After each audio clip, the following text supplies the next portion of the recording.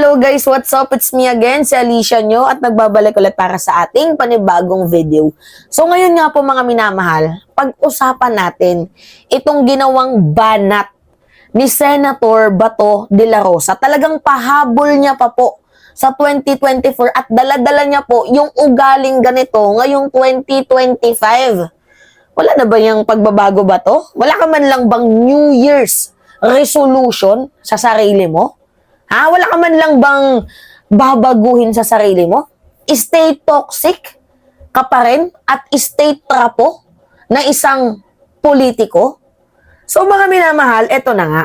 Basahin natin tong banat niya sa administrasyon at nag-reflect din mismo sa kanyang sarili, ang sarili niyang banat. Kumbaga ang nangyari, ginisa na naman po ni Bato de la Rosa ang sarili niyang taba sa sarili niyang mantika. Tama ba? Ginisa ni Bato de la Rosa ang sarili niyang taba sa sarili niyang mantika.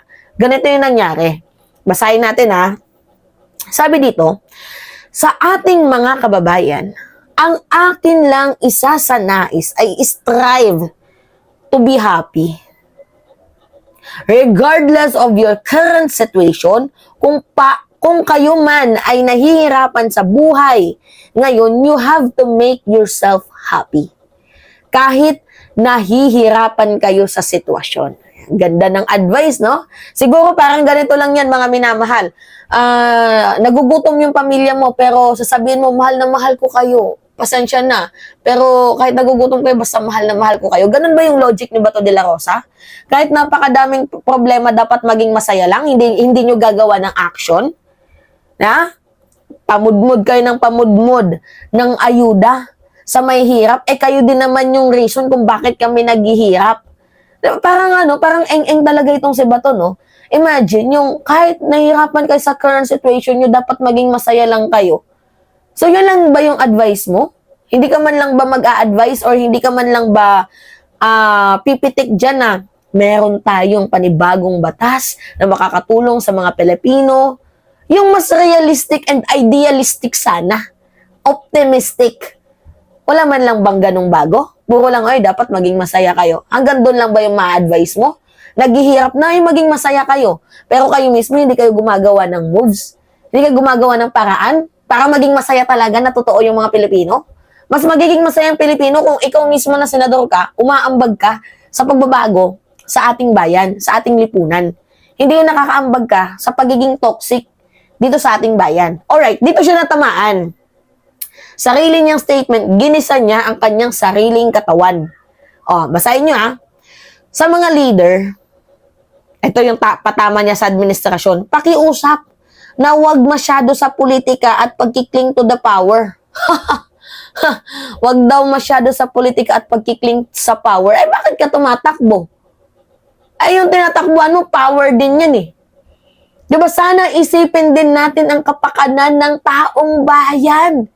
Isipin daw mga minamahal, ang kapakanan ng taong bayan. Ikaw, iniisip mo ba yung kapakanan ng taong bayan? Ang iniisip mo lang si Kibuloy. Iniisip mo lang si Digong, look who's talking. Bago ka sana magsalita, sana ginagawa mo muna. Yung ang lakas mo magsalita na, isipin muna natin yung taong bayan. Pero ikaw, inisip mo ba ang taong bayan? Di ba? Ano yung sabi mo noon? Ito, pakinggan nyo yung sabi ni Bato, Bahala na kung matalo man ako dahil sa aking pagiging loyal sa mga Duterte, hindi man ako ma-re-elect. So be it. Basta sa akin lang is napakatotoong tao ako. Gets nyo? Di ba ang sabi mo, dapat isipin din natin ang kapakanan ng taong bayan. Ikaw, inisip mo ba ang kapakanan ng taong bayan? Ano yung sabi mo? Matalo man ako sa pagiging loyal sa mga Duterte, so be it. Yung loyalty mo sa mga Duterte, hindi sa taong bayan. Kaya nga sabi ko, look who's talking. Ang kapal mo magsalita na unahin ng taong bayan. Ikaw, inuna mo ba ang taong bayan? Pinapatay pa nga ninyo eh. Yun ba yung pag-uuna, pagpapahalaga, pagmamahal sa taong bayan? Ang plastic mo naman ba to? Kaya hindi kita mag-gets. Hindi kita maintindihan. Kaya ngayon, wag ka nang magtaka kung bakit mababa yung survey mo. Kung bakit lagi kang kulelat. Kung bakit minsan sasakay, minsan hindi. Diba? Kasi kasalanan mo din yan, kupal ka eh. Kumuno ito? So sabi niya dito, isipin natin kaya pumasok sa politika para makatulong, para gumanda ang buhay ng bawat Pilipino. Talaga ba? Ba to? Uulitin ko yung statement niya, pakinggan ninyo. Bahala na kung matalo man ako dahil sa aking pagiging loyal sa mga Duterte, hindi man ako ma-re-elect. So be it. Basta sa akin lang is napakatotoong tao ako. Oh, ikaw na din mismo yung nagsabi. Loyal ka sa mga Duterte kaya nagpapakatotoong tao ka lang. So wala nga yung loyalty mo sa taong bayan.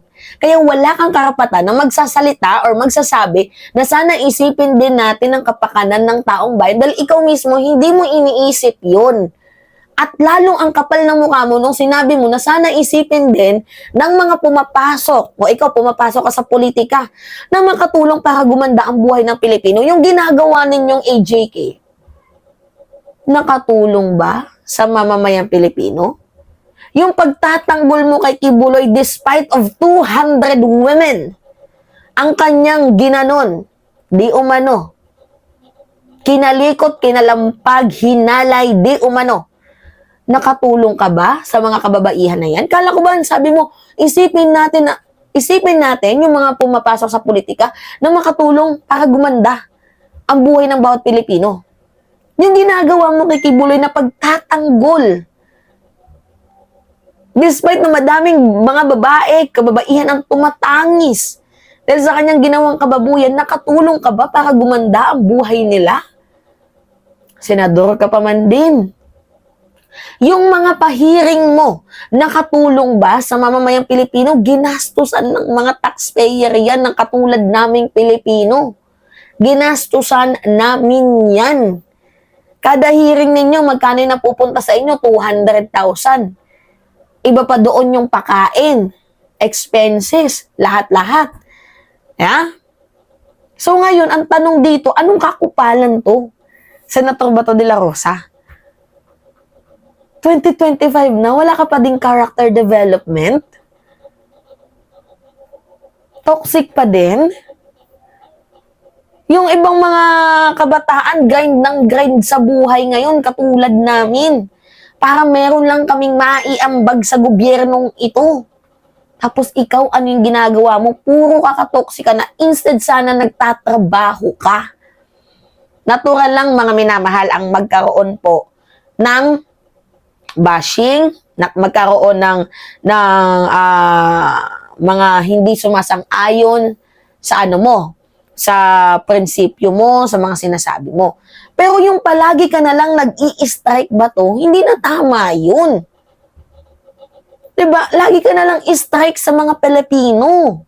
Hindi na tama yun. So, hindi ka namin makukonsider na good public servant ka. Ang lakas mong mag-advise na wag sana tayong hangol sa kapangyarihan. Eh, diba ganun ka? Tinatakot mo pa nga yung mga Pilipino. Sige, maibabalik yung mga adik kapag hindi nyo ko binoto. Like, what the? Ano ba naman yan? Paano ka pa pagkakatiwalaan ng mamamayang Pilipino? Eh, paulit-ulit na lang yung ginagawa mong kababuyan. Sige naman. Ba naman yan? Nakakaloka talaga itong si Bato. Alright. So kayo, mga minamahal, ano yung masasabi ninyo? Pahingi lang po ko ng comments. Comments, mahalaga, mag-comments kayo, tapos ilalike yan, binabasa ko yan. Tapos, i-click nyo yung like, mga minamahal, ng video na to para makatulong kayo sa ating munting channel. Tapos, i-share nyo. Subscribe, pindutin nyo yung subscribe para dumami yung mga katulad nating naniniwala sa magandang alyansa sa gobyerno. 'Di ba? Tulungan natin ang gobyerno. Sa January 15 ay 18, merong rally, mga minamahal, January 18. Sumama kayo. Nandoon po si Mima Alicia. A-attend po, mga minamahal. So, yun lang. Click subscribe. Tapos, comments, like, and share. Alright, magpapaalam na po ako. It's me again, si Alicia Nyo, at nagbabalik ulit para sa ating panibagong video. Maraming salamat, mga minamahal.